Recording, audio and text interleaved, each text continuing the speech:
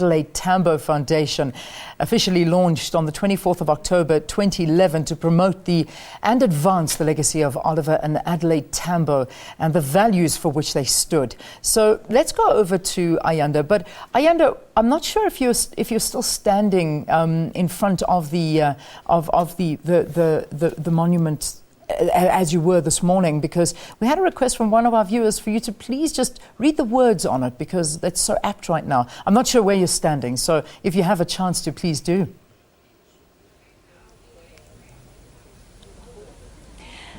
Well, a very good morning to you once again, Leanne. Yes, and a warm welcome to the Tamboville Cemetery. The words that were inscribed on the tombstone are so apt, Leanne. You're quite right, and pertinent to the issues that we're facing today. Mama Adelaide just quoting there as the inscription read about education, and that we cannot really say that we are free unless we are literate, unless we are questioning, and unless we are educated. And she stressed that point, in fact, repeating numerous times the phrase education. So it just goes to show just how incredible she was and what foresight she had. And that is why we're here today, to celebrate her as well as Utata Oliver Tambo and the service that they have brought to this country in the liberation and the emancipation of its people.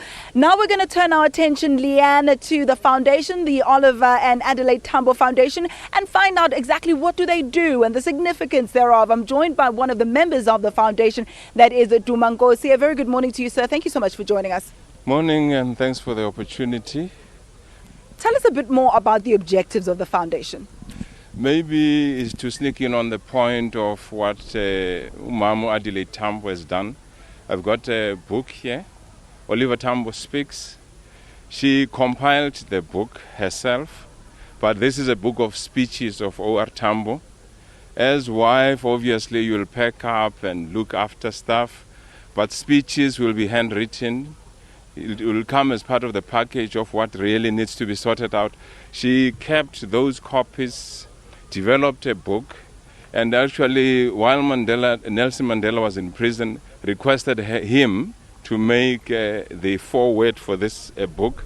It was smuggled out of the Robben Island, written by Nelson Mandela without knowing what are the speeches. So Adelaide Tambo actually had this work done.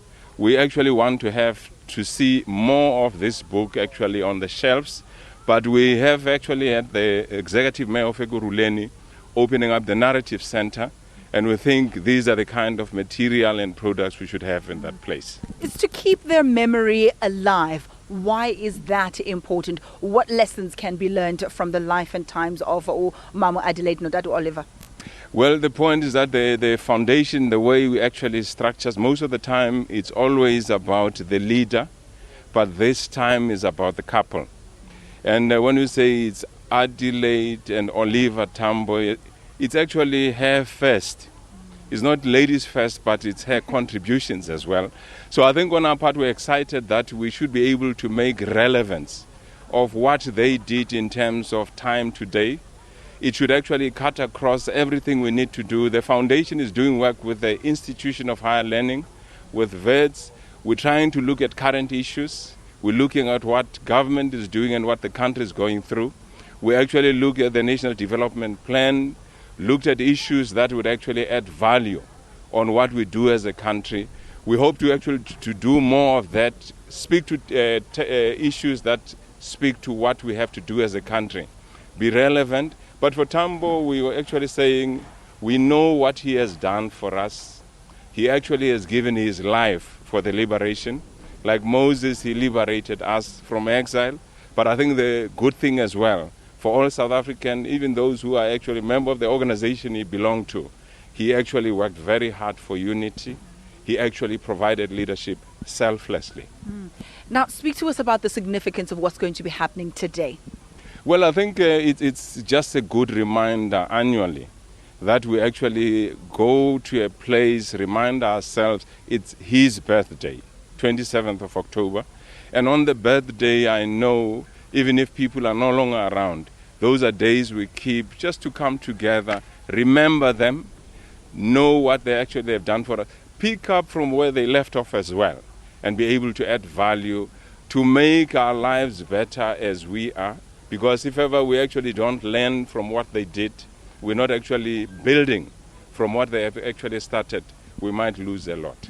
An official wreath-laying ceremony will be conducted today. We know President Jacob Zuma will be leading a delegation of dignitaries. Family members are here. Friends, fellow struggle icons will be gathered here today. How would you like South Africans, ordinary people who are just watching from home, from their office space, wherever they are, how would you like us to remember him in our conduct or in the way that we do things in our day-to-day lives? Well, I think we should remember him as a father, as a parent, as a leader who did everything for us. He gave his life.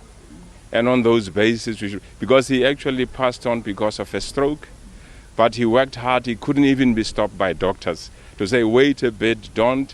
He actually was on the line of fire most of the time. And I think that dedication, that selflessness, and that hard work, it's something that we can actually pass on.